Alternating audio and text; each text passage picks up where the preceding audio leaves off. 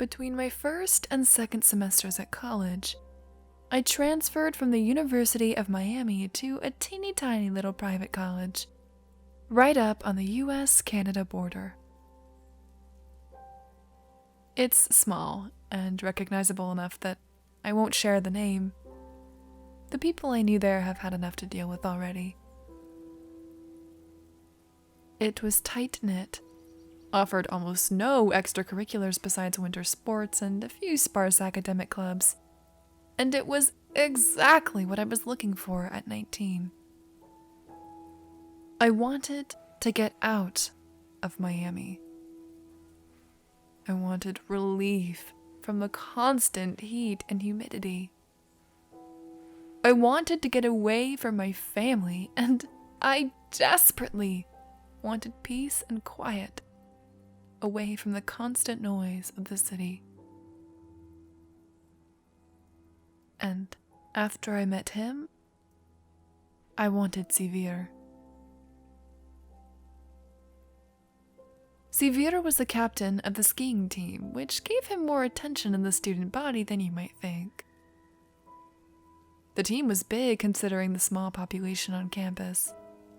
It seemed like everyone there but me had been born and raised in the snow or on a mountain. My college experience isn't where my deepest regrets come from. Those come later. So I'll just say that I would change 2 things about it, if I could. First, I would have moved up north right off instead of bothering with Miami for another few months.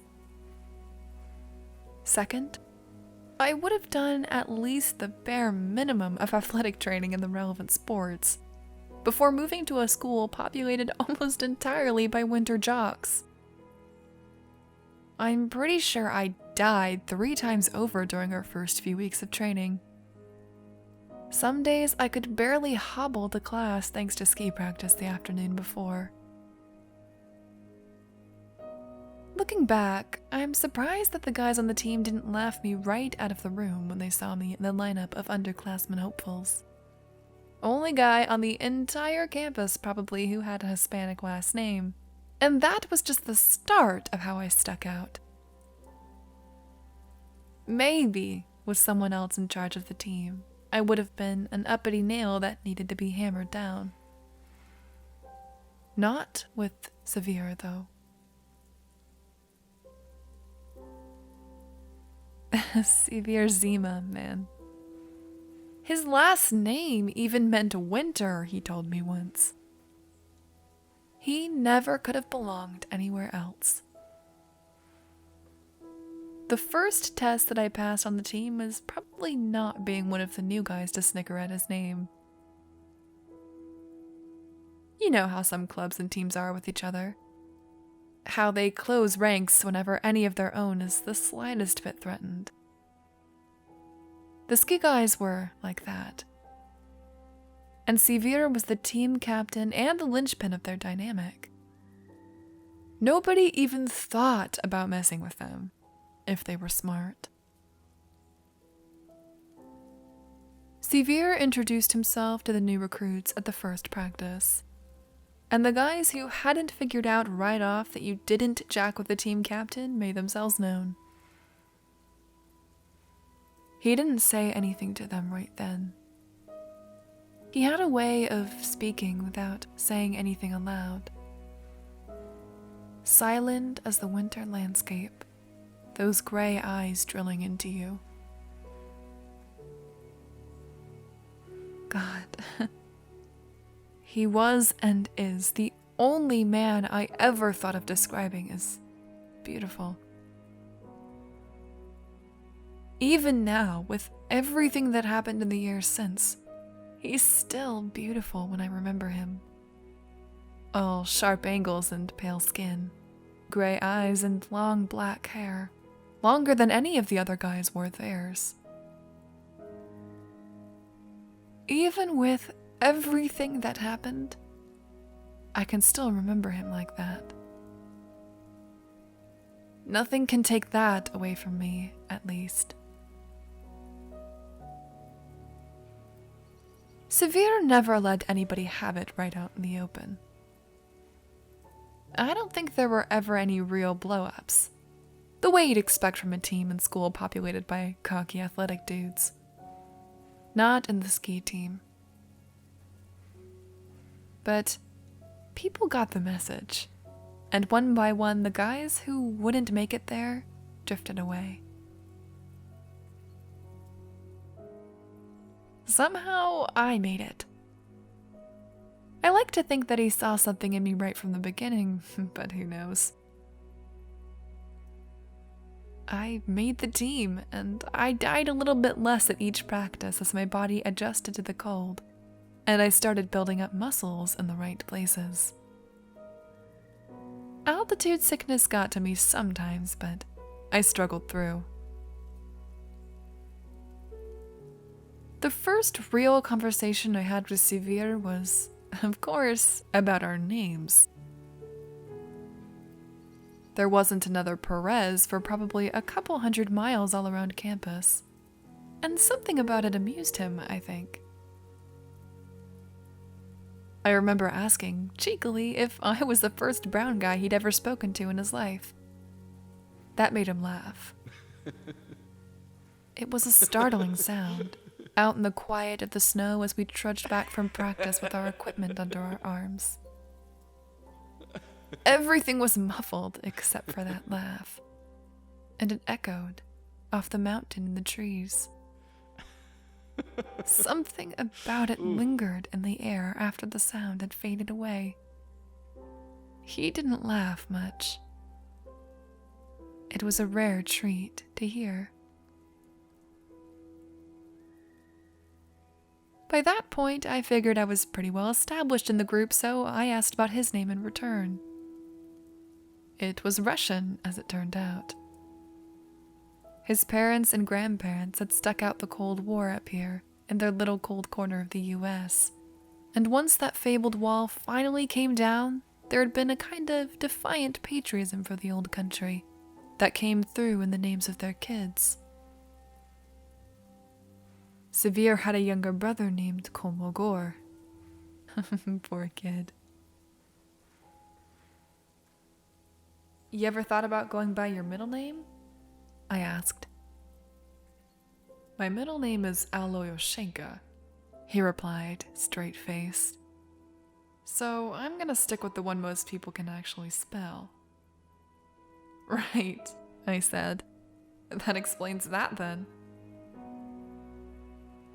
And he gave me that little half-smile of his, and I started to fall a little bit in love with him, there in the silent snow.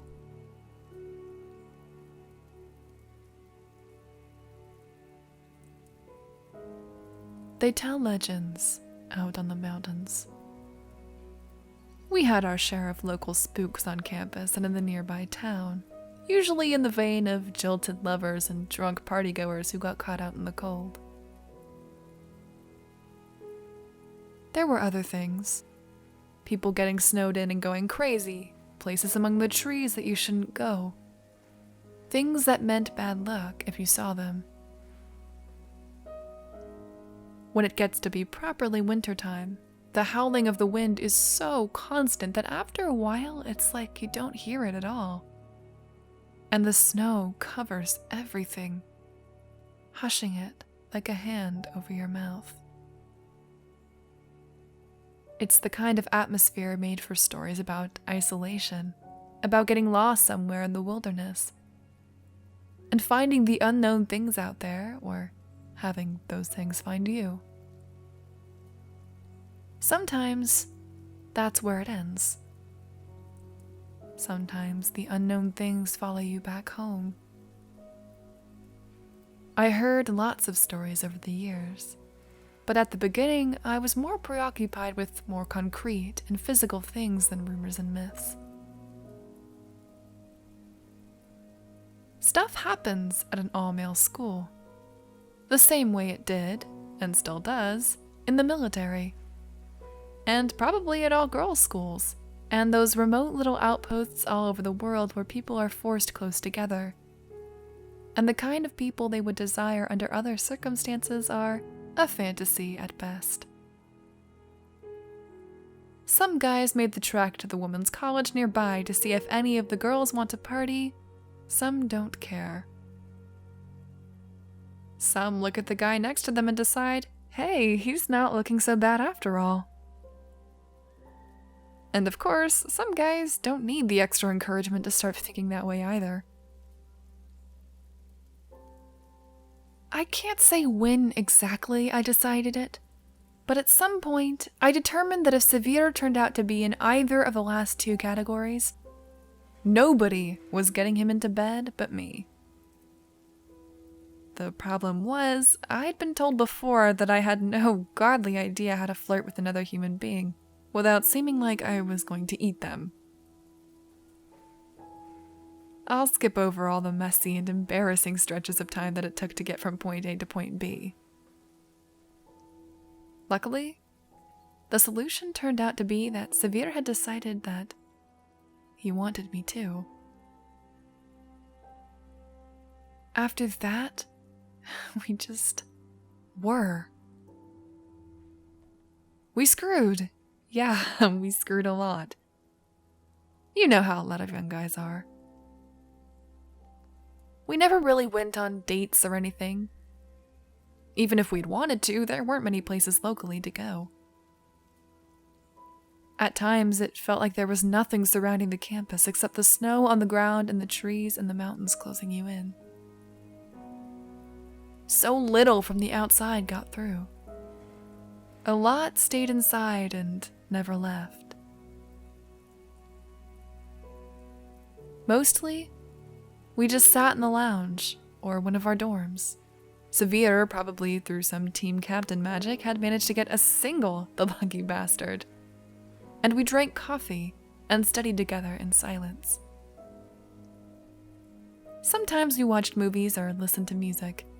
And one terribly awkward time we watched porn together to see if it would be hot. It wasn't, at all. But mostly it was just us and the quiet. And my occasional complaining about the cold that I never completely got used to. Yeah, sometimes I was just being melodramatic for an excuse to cuddle. Sever was like a human-sized space heater. Did wonders for the chill. Listen, man, if you've ever had a warm place, a place where you're happy and everything is silent except for your heartbeat, it doesn't matter what happens after you die. If you've had that, you've already been to heaven.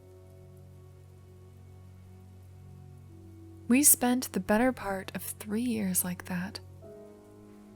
Sever graduated before me, but even afterwards he never seemed far away. He had gone to college mostly to please his parents, and because the ski team had given him a full ride. But everyone who met him knew that he belonged out on the mountains. He became a ski instructor and mountain guide, putting tourists and newbies through their paces and keeping the advanced trekkers in check, so they didn't get too overconfident and kill themselves out on the slopes. He came back around to campus often enough, and he always had stories to tell. A bit of new life from around the area to inject into our tired old local legends. You hear things out there sometimes, he said once. He was straight-faced and serious like usual, so people listened to him more than they would of someone else.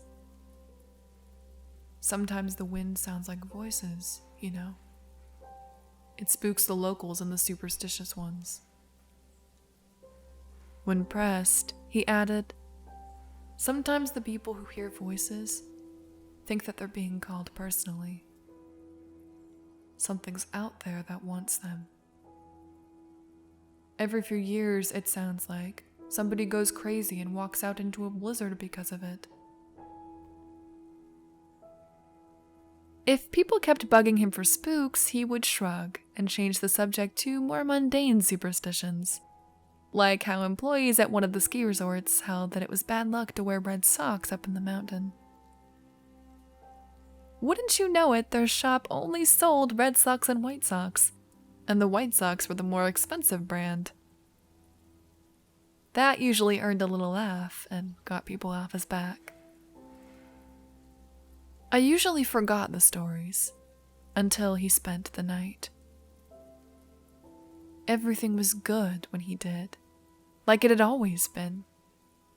But sometimes he would stop and tilt his head just so, like he was listening for something. Even when I strained my ears against the silence or the wind that I had been subconsciously blocking out, I never caught a hint of what he was listening for. I would remember some of the things he said about the legends up on the mountain, though, and the chill would stay with me for a while. I sometimes wondered how much, if any of it, he believed himself. I never asked him about it. I don't think it would have changed anything if I had, but you always wonder about things like that. When I graduated, I didn't stick around so close. I wouldn't have minded, but grad school was the thing that would ensure I didn't have to go back to Miami for the next few years, and there weren't any good programs nearby. I ended up in New York, which was noisy. The climate was fine, and the people aren't actually as rude as you think once you've gotten used to them. But the city that never sleeps sure lives up to its name. Sometimes I thought I would never sleep either.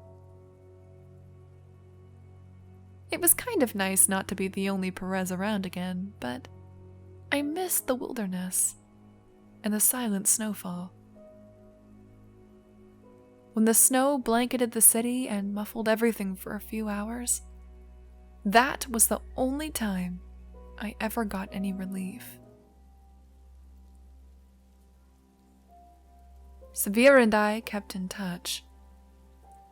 I wouldn't quite call it a long-distance relationship since we had never officially been in a relationship to begin with, but it was probably that in everything but name.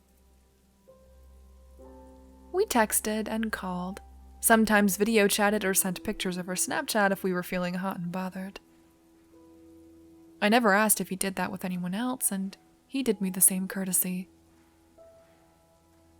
There were guys and some girls who came and went for me, but I had realized that I would always want Sever. I kept up with his Instagram and the pictures he posted on Facebook.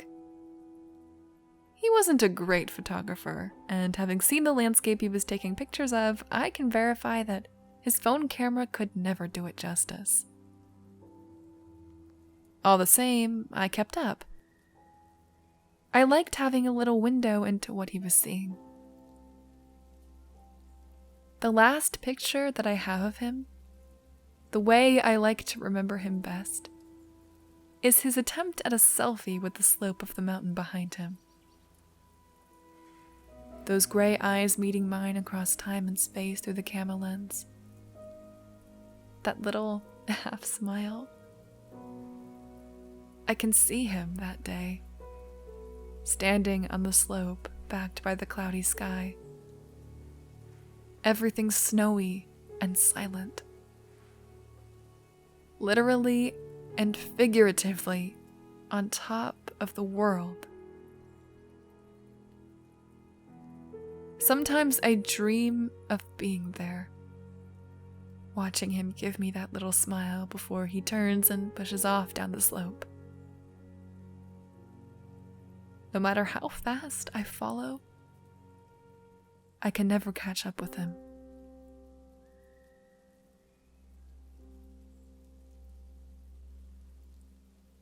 I got the call just after New Year's Day, in my final year of grad research. It was the kind of thing that happens from time to time. Sometimes nature takes a look at the people scurrying all over like they own the place and it slaps back. All that weight the mountain is carrying comes crashing down with a rumbling growl that everyone around can feel all the way down to their core, and then there's just nothing. Not just a silence in the aftermath, but a void. The world waiting with bated breath to see what comes next. 4 people went up the mountain. Nature slapped back. Around 2 weeks later, only 1 crawled out of the devastation the avalanche had left. The guide, Sever. One of my other buddies from the ski team who had stayed in the area called me. Sever was in the hospital after being picked up by the rescue team. He was frostbitten, starving, and suffering injuries from some kind of wild animal attack. He was delirious. He kept asking for me. I dropped everything, of course. I sent a few emails to the people who needed to know that I had an emergency to attend to, and I was back home within a day. Ed, the buddy who had stayed in the area and now worked with the rescue and medical teams staffing the mountain, pulled some strings so that I could visit Sever in the hospital, despite not being family. He had calmed somewhat by the time I got to see him. He drifted in and out of consciousness, and didn't always seem to know I was there. But I held his hand, and I like to think that it helped a little.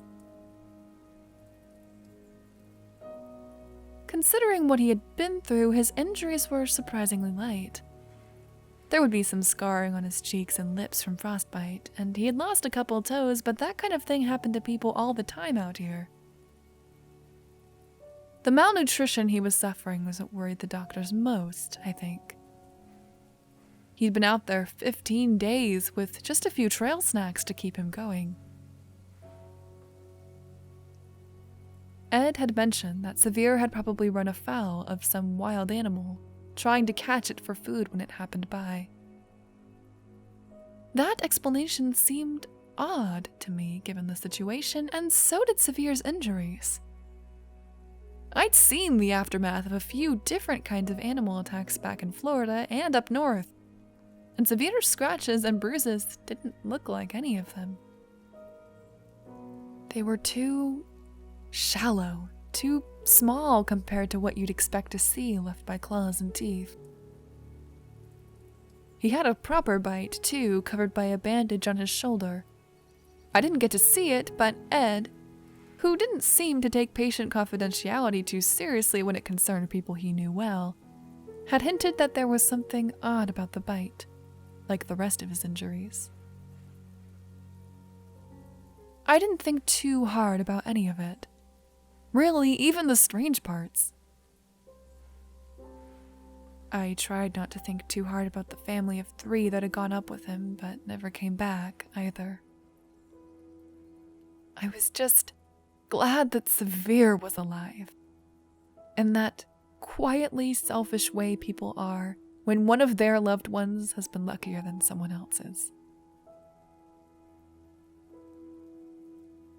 It was another day before he came around enough to be coherent when awake.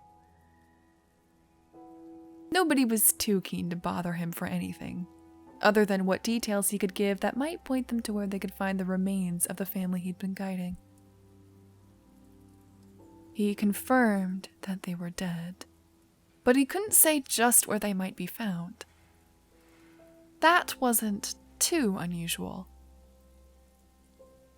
What was unusual was that Sever kept coming up with reasons why he couldn't explain better, and his story kept changing.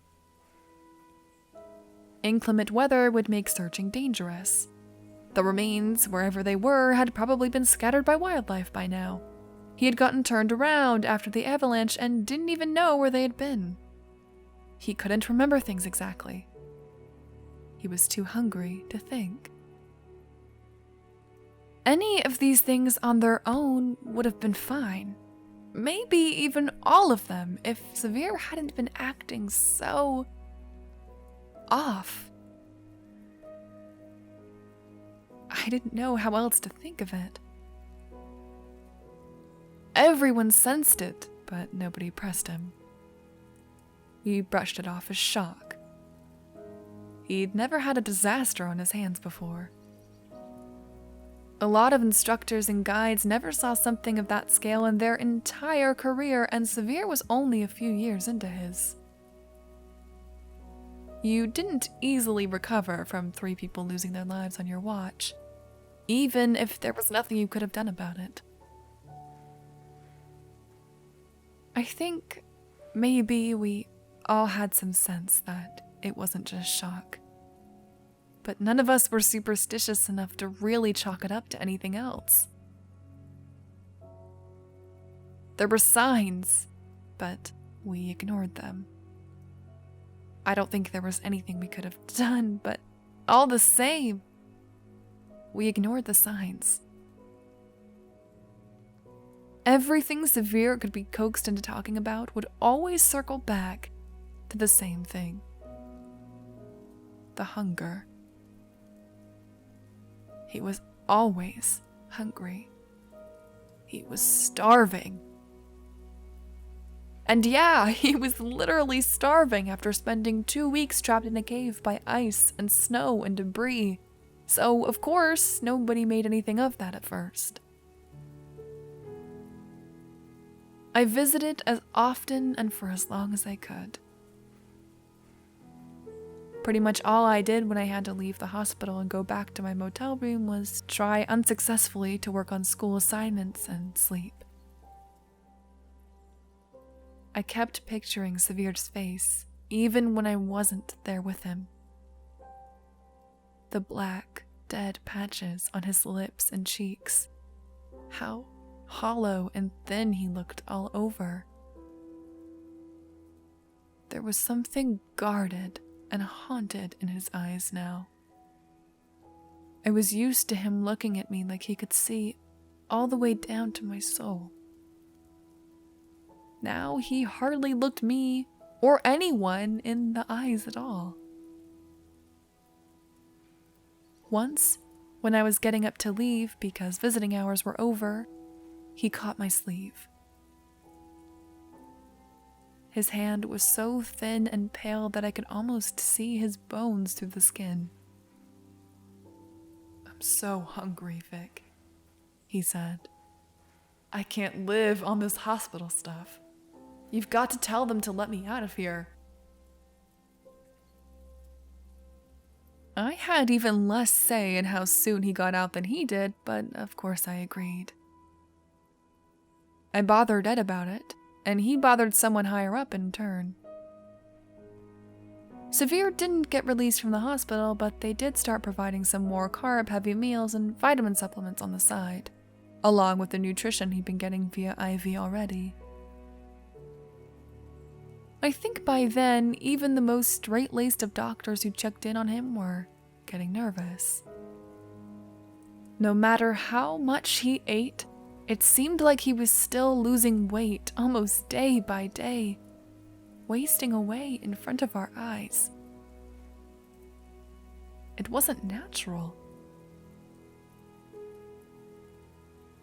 The hunger never abated. Then he started to complain of the cold. That, of all things, was what forced me to acknowledge to myself that something more was wrong here than a man struggling to recover from a tragedy. I wouldn't have known where to begin if I tried to explain it to someone else then, but I couldn't stay in denial after that. Sever had been born and raised in the cold. He loved it, thrived in it. He would wear shorts when there was snow on the ground. He never, ever complained at the chill, even when it was 20 below or colder. I bothered Ed, and he bothered someone higher up, and Sever got more blankets and more doctors scrutinizing his vitals. he kept starving. His body temperature kept dropping fraction by fraction. My nerves were unraveling day after day. One evening I got to my motel room and I just sat on the bed, staring at nothing. I sat there for God knows how long, staring at the empty wall. And when I finally moved, it had sunk in that we were all watching Sever die in slow agony.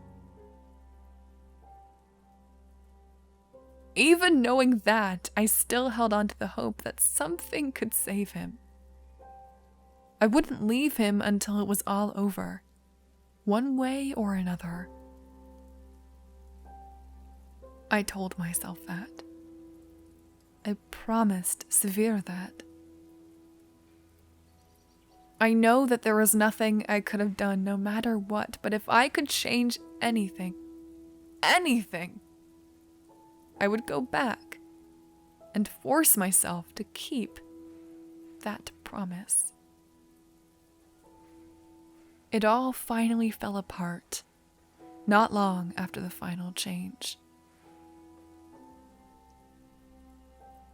Sever, who had loved the winter quiet, who had been born and raised and made me fall in love with him in the silent snow, began to hate it. He didn't just hate it, he feared it. He couldn't stand the silence. He started screaming, banging his hospital bed, knocking things over if he could reach them. He was practically a skeleton, but he had that kind of strength that dying people sometimes do. Sever demanded noise at all times. He wanted the TV in his hospital room turned up to max volume. He wanted a radio. He screamed over anyone who tried to hush him. He started yelling at people who weren't there, people he insisted were just outside his window. He ranted about voices on the wind. He begged me to tell them things, to say that he didn't want to go with them, to say that he was sorry, that he had been desperate, that he was scared to die. In the middle of one of these episodes, I got up and left. I just stood and walked out. I heard Sever calling after me, increasingly frantic, but I kept walking until I was outside, and then I ran as far and as long as I could until I collapsed in the snow, with tears freezing on my cheeks and Sever's screams still seeming to echo in the silence around me. Just like his laugh had long ago.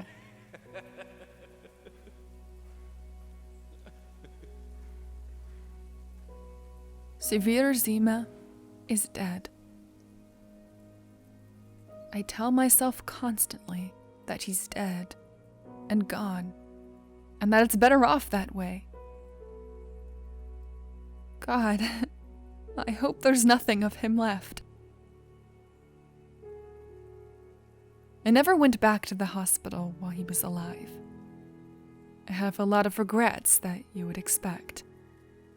I abandoned him. I never properly said goodbye. All of that. Sometimes, I regret that I didn't die too. I got the call in the middle of the night, a little less than a week after I walked out of the hospital for the last time. It was Ed's phone number, but it took me a minute to realize that the voice on the other end was Sever's. He was crying hysterically. I couldn't get anything coherent out of him. No answer about where Ed was or why Sever had his phone or anything else about what was going on. That phone call lasted 2 minutes and 34 seconds. Around 2 minutes of severe shrieking and crying, and then someone yelling in the background. A crunching and tearing noise, and then the call abruptly ended. So, of course, I, dumbass that I was and am, got out of bed, bundled up, and booked it to the hospital. Something that always gets me when I think about the whole messed up situation is that, in a lot of ways, I got off easy. I never made it into the hospital. I never got to see what Sever did when that awful, endless hunger finally won. The police and their cleanup crew found most of Ed, the top half of him at least, but all that was left of the attending night nurse that Sever attacked before Ed intervened was shredded clothing and viscera. People who weren't there tell stories about it, but the cops who attended the scene and the guys who had to clean it up never do. Makes you wonder what else they saw that was even worse. Me, though, I never saw any of it. I only made it to the parking lot. I only saw Sever. He was staggering around the lot, dragging something that, in hindsight, I'm pretty sure was the other half of Ed. He'd gotten taller. A lot taller. Either nobody noticed it happening because he spent the preceding weeks confined to a hospital bed, or it had been a sudden thing. He was still horribly thin, skin sticking to every angle and curve of his bones. The wild mess of his hair kept me from seeing his face clearly, but his mouth. At first, I thought he was grinning. But after turning that image over and over in my mind in the years since, I think that he just couldn't close his mouth. I think there were too many teeth. I froze in place when I saw him, but that didn't keep him from seeing me. He lurched towards me, and a gust of wind that cut straight through me to chill to the bone whispered my name.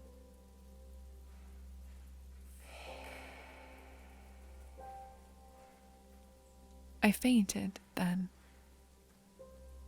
That's all I can say for sure that I experienced that night. I have other memories.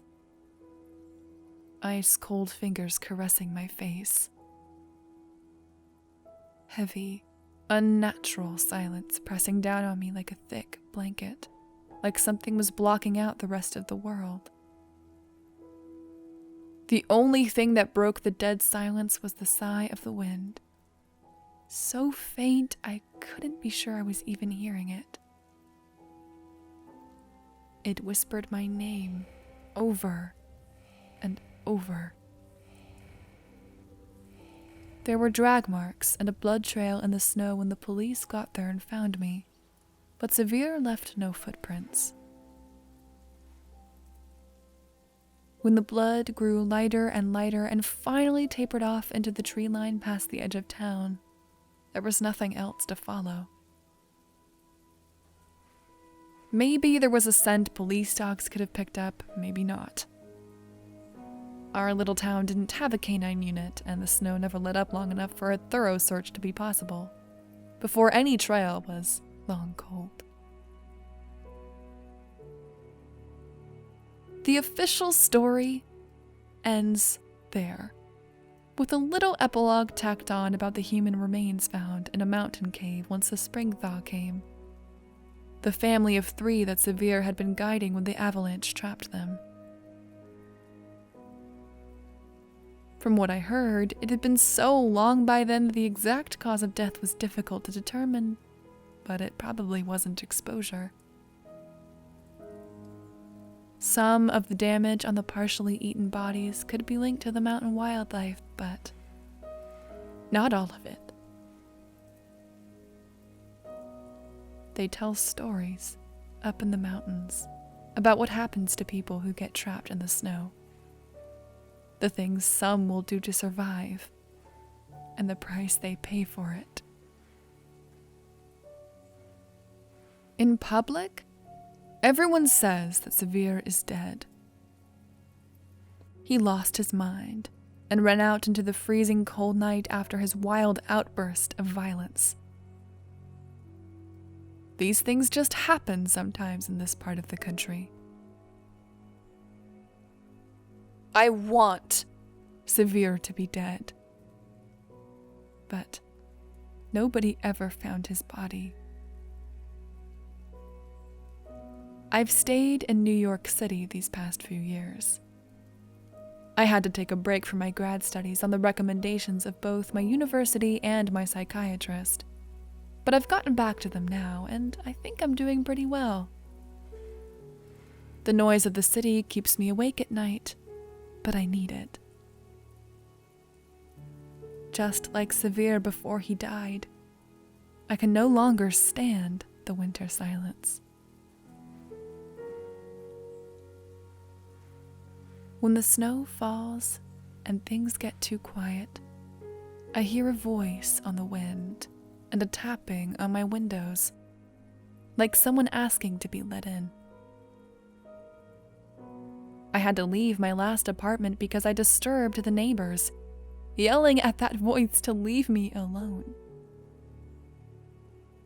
These days, I just try to ignore it. But sometimes I can't help but respond. Sometimes I just have to shout over it, to tell it to go the hell away and stop pretending to be somebody that I loved.